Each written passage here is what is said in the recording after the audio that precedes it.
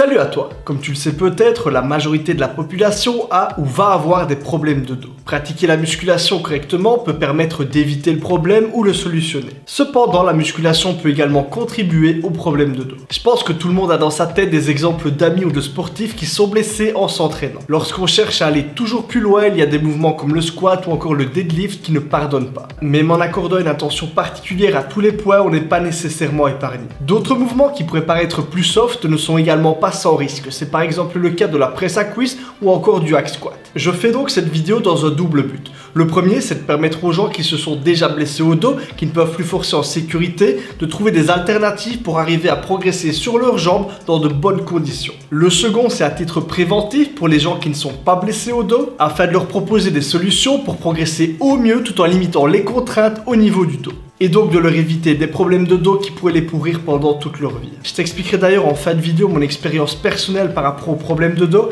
afin que tu comprennes pourquoi j'en suis venu à trouver les solutions que je vais te présenter. Avant de t'expliquer tout ça, j'ai le plaisir de t'annoncer la sortie de notre site internet de l'Atelier du Muscle. C'est très simple, c'est atelierdumuscle.be. Pour ceux qui n'avaient pas suivi, il s'agit d'une marque de matériel de musculation que j'ai créée avec mon associé Jérémy. L'idée, c'est de proposer du matériel innovant, très bien conçu et utilisable, que ce soit en salle de sport ou encore en home gym. De la conception à la fabrication, on fait absolument tout avec Jérémy. Notre objectif, c'est de proposer ce qu'il y a de mieux pour s'entraîner. On a actuellement deux produits. Le premier, c'est notre Bell Squat qui s'adapte sur n'importe quelle barre et qui permet de travailler très lourd. Et le second, c'est une ceinture de lest très solide qui peut venir s'attacher sur le Bell Squat ou encore servir de ceinture de lest pour des tractions ou des dips. Son gros avantage, c'est qu'elle a été conçue afin de ne pas causer de douleur au niveau des hanches à cause de la compression lorsqu'on utilise de très grosses charges. Tous les détails sont sur notre site internet atelierdumuscle.be. On a fait en sorte de faire les choses au mieux. Je te mets le lien en description. D'ailleurs, petite annonce en avant-première, on prévoit notre troisième produit pour le mois de septembre.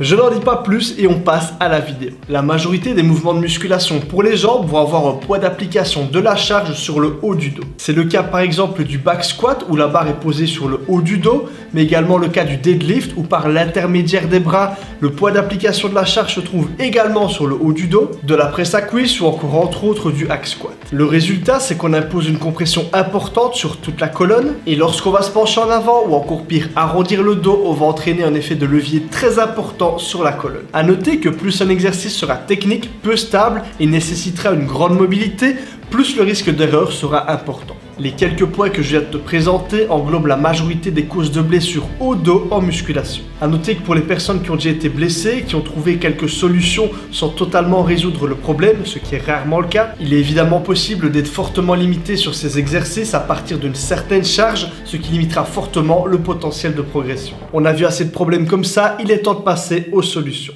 Si on veut développer correctement ses cuisses, la première chose à faire, c'est de sélectionner des gros exercices où on va pouvoir réellement forcer tout en limitant les risques et les contraintes. L'idéal serait évidemment un exercice plus orienté sur la chaîne antérieure, donc plutôt quadriceps, et un exercice plus orienté sur la chaîne postérieure, donc plutôt ischio-fessier, tout en sachant que potentiellement, certains travailleront les deux parties.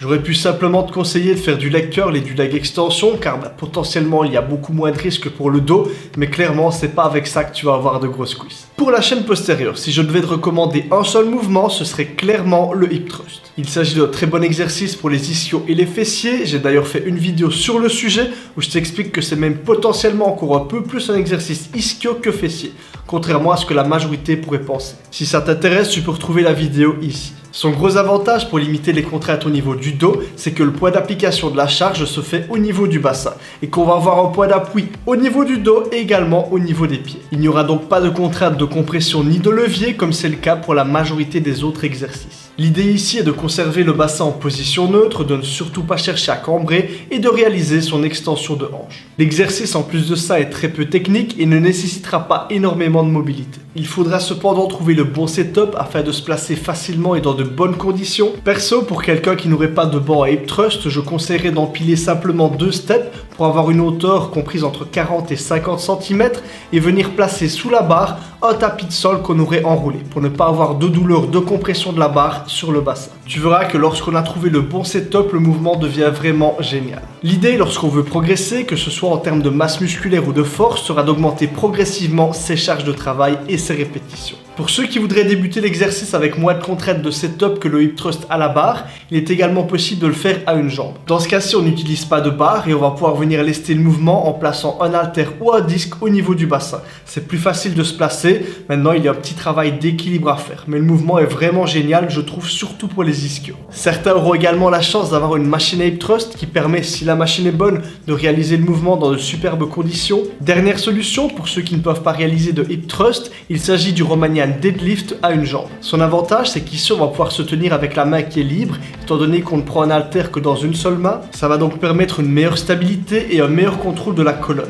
étant donné qu'on va venir stabiliser la position de son tronc, la position de sa colonne, grâce à la main qui permet de garder l'équilibre. Évidemment, bien que le mouvement soit relativement sûr, il reste un petit peu plus risqué que le hip thrust. On a le mouvement de base pour les ischios, on peut maintenant passer au mouvement de base pour les quadriceps. Pas de surprise pour ceux qui me suivent, l'exercice que je conseille fortement, c'est le belt squat. Le poids d'application de la charge se fait ici au niveau de la ceinture qui est posée sur le bassin. On a donc encore une fois un levier sur la colonne qui est presque inexistant et pas spécialement de compression sur la colonne. Son deuxième avantage, c'est que durant le mouvement, on peut se tenir. Ça va permettre deux choses, gros gain de stabilité, donc meilleur contrôle sur tout le mouvement, et ensuite possibilité d'adapter le placement de son corps en fonction de sa mobilité et de sa morphologie. On exclut donc de nouveau de gros facteurs de risque et pas uniquement pour le dos. L'idée ici, encore une fois, pour prendre du muscle et de la force, c'est de progresser en charge sur le temps. Malheureusement, je sais bien que tout le monde n'a pas la chance d'avoir un belt squat dans sa salle. C'est d'ailleurs pour ça que moi, personnellement, j'ai voulu fabriquer un belt squat, c'était pour pouvoir en faire.